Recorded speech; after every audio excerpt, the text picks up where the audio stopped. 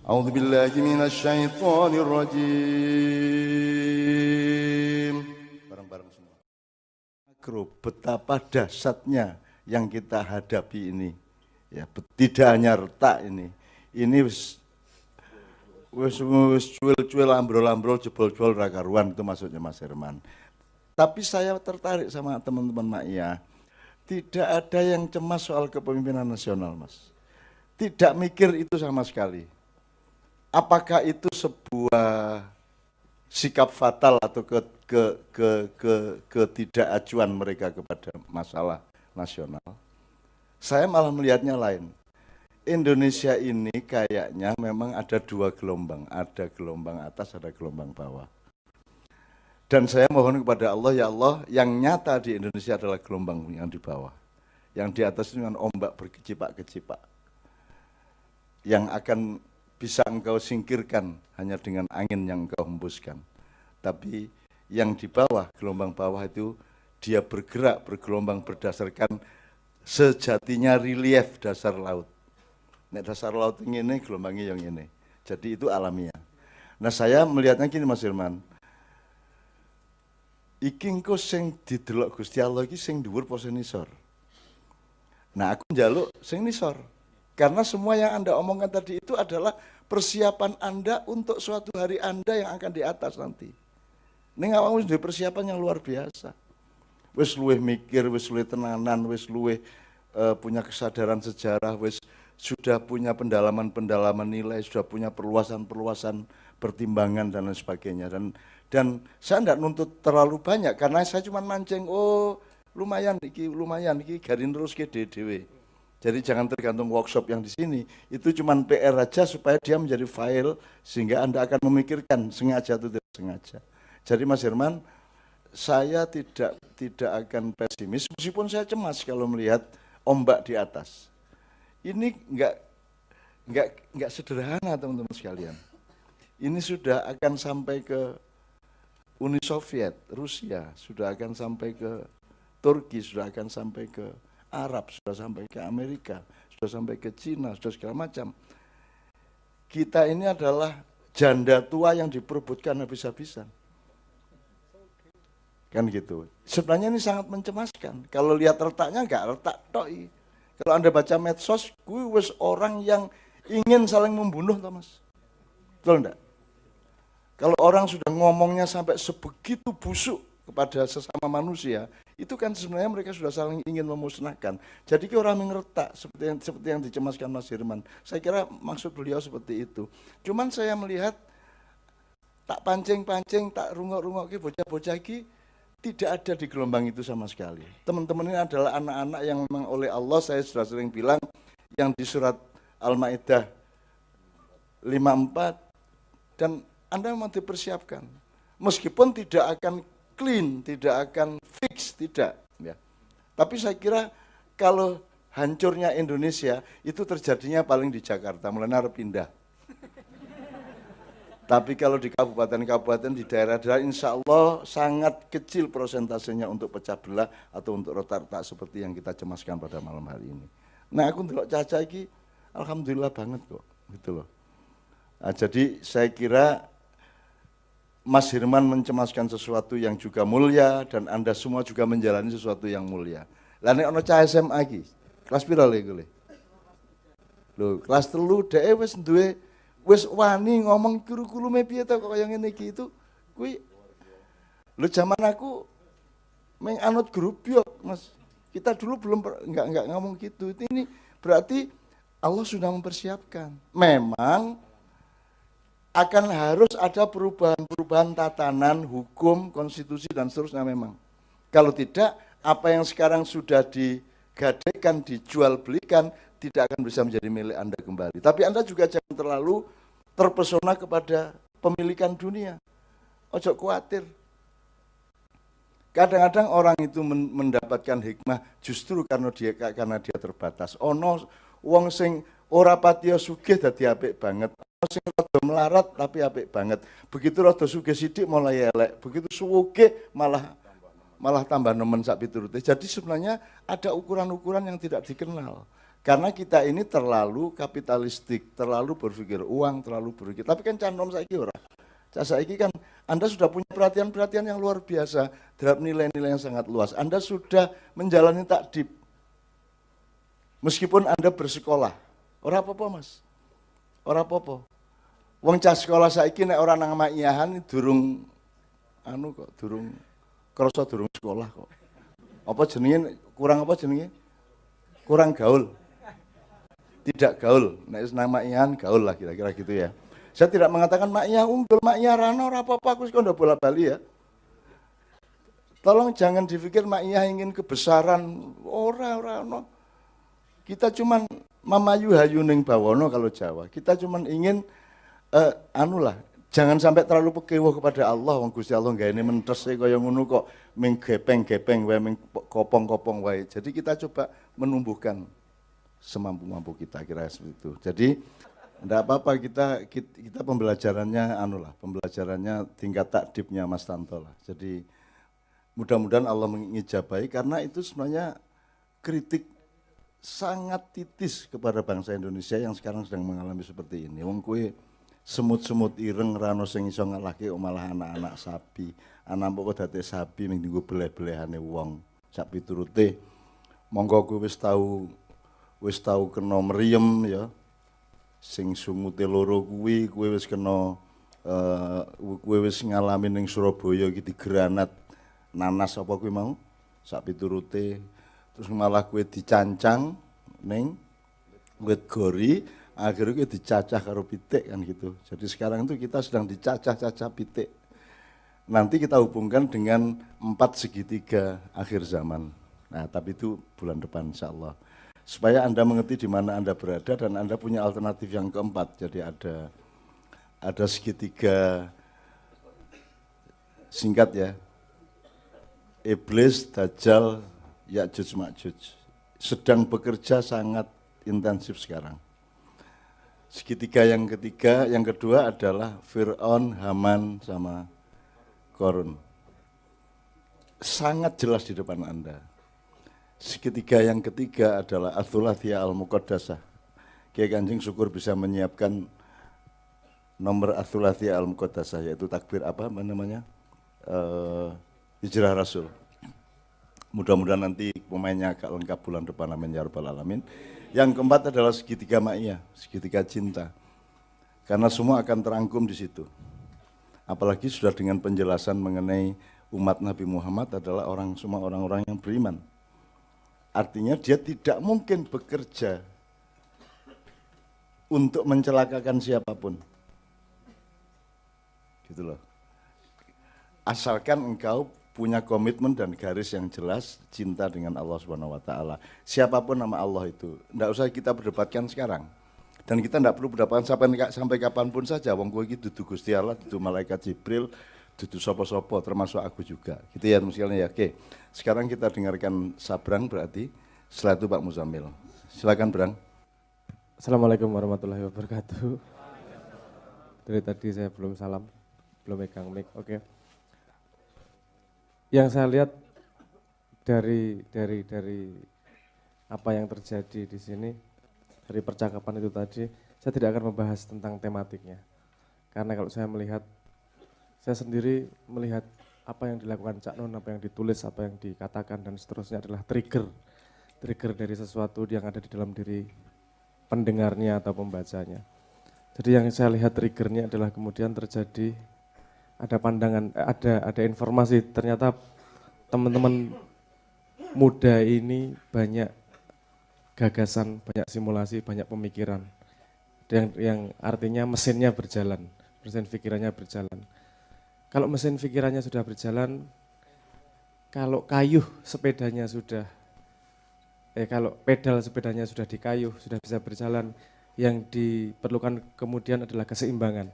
Dan saya melihat di sini juga terjadi keseimbangan, di mana tadi ada yang ngomong selip sedikit, responnya seperti ini, ada yang ngomong selip sedikit, responnya seperti ini. Dan kalau ngomongnya standar respon itu, ternyata standarnya juga tidak hanya keseimbangan aja, tidak hanya keseimbangan pada satu kuda-kuda, ternyata juga bisa ganti kuda-kuda untuk beberapa jenis keseimbangan.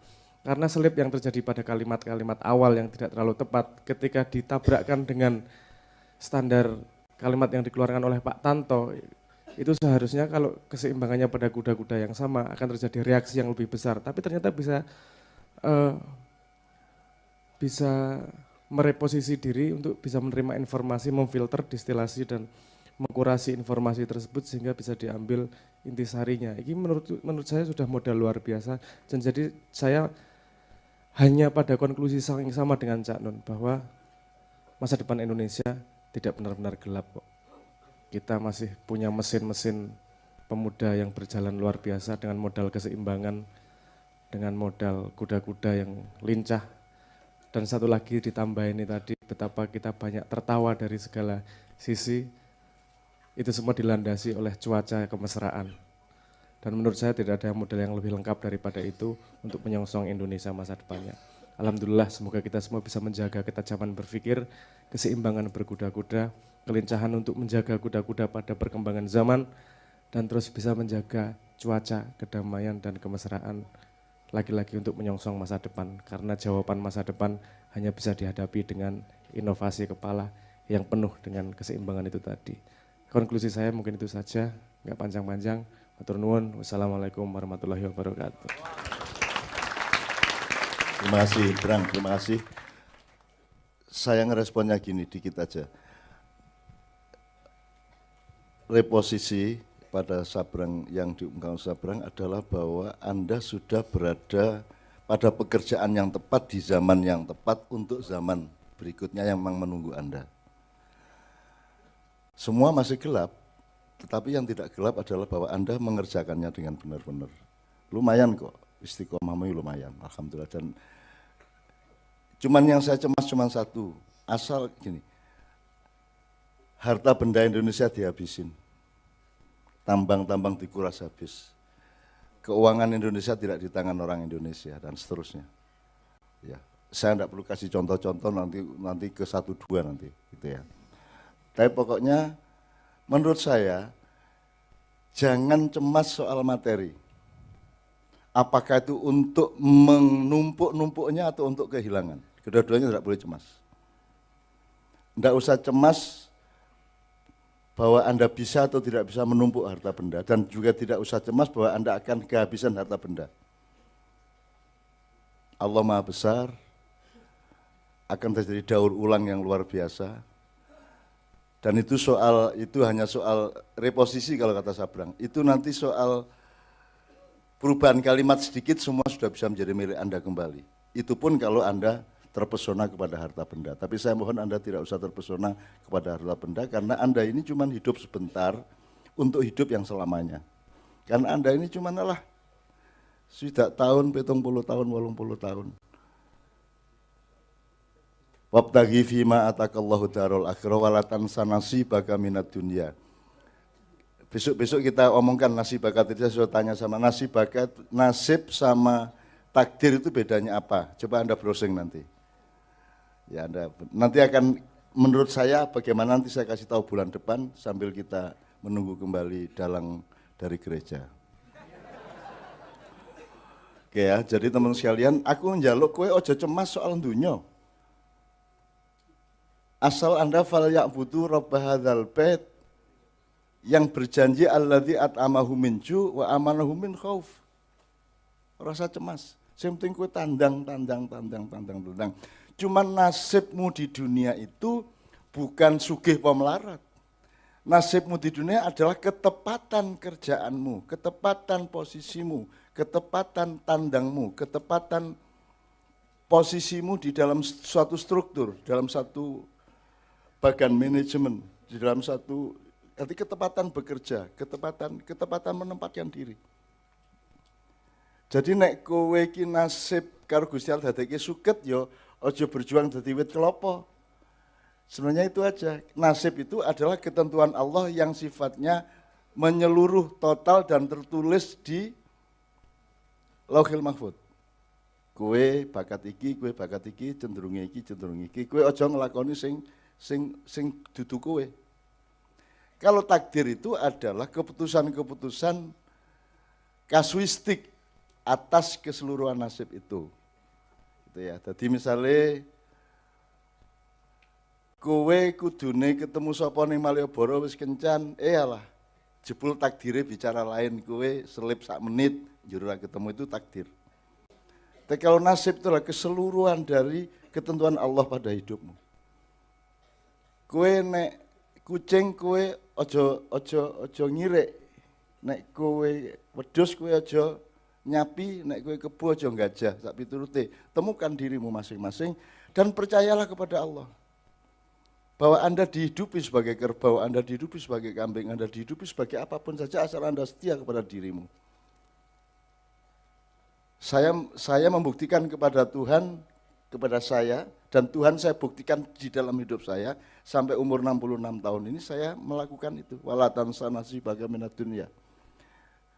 Mbok aku kepencurut kaya ngopo, nek kuwi dudu nasibku di Lauhil Mahfud ora tak lakoni.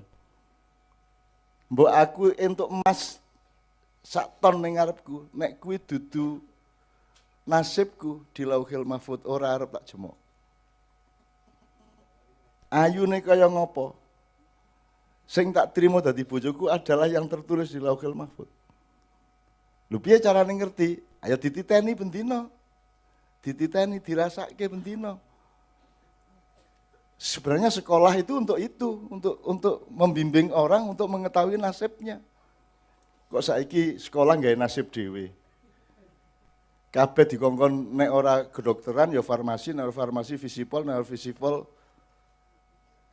fakultas lain dan seterusnya. Itu semua sebenarnya menyinggung perasaan Tuhan. Setengah mati saya mintakan maaf Anda semua itu. Anda itu menyakiti Tuhan. Seluruh manusia di dunia ini nyakiti Tuhan. Bangetan gue. Dan aku tidak peduli nasibku. Yang aku lakukan adalah memohonkan ampun kepada Allah atas semua manusia. Jadi dolekno awakmu tenan. Trimo nasib kuwi karena itu yang terbaik bagi Allah. Tidak ada rumput cemburu kepada padi, tidak ada padi cemburu kepada kelapa, tidak ada kelapa cemburu kepada binatang, tidak ada binatang cemburu kepada manusia. Itu yang terbaik. Maka masukilah dengan tadris, taklim, ta'rif, dan takdib. Maka engkau akan menemukan keindahannya. Dan Anda kan sudah belajar menemukan keindahan di dalam tingkat-tingkat keseimbangan yang luar biasa yang Anda alami selama ini. Nyuwun sewu ya.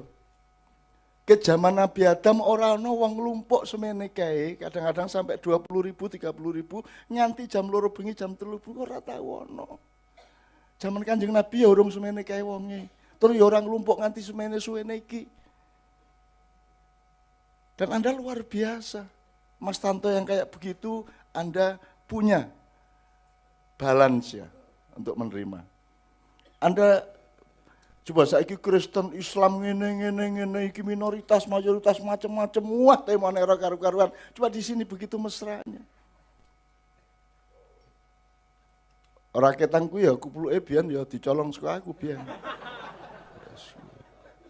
Jur mangkel Kiai Kanjeng sing kancane dhewe ra dikeki malah dalang saka kono kae dikeki ngono kuwi Kiai Kanjeng ngono.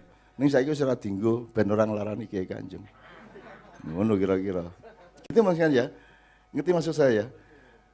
Puaslah dengan dirimu yang dinasibin oleh Allah, yang dinasibkan oleh Allah. Soal takdir itu dialektika sehari-hari. Ketemu ora, apa ketemu badi piro, ya, kelakon apa ora, segala macam itu masalah-masalah kecil yang harus kita asyiki, kita nikmati. Tapi nasib besarmu di dunia, walatansa nasibaka minad dunya itu temukan. Temukan. Caranya menemukan adalah Anda la ilaha ben ketemu ilallah. Aku kokean iko ilallah, ilo kabeh kok Allah ke kabeh. Kabeh kowe kepencerut, pengen iki kabeh. Ora duwe poso uripmu iki.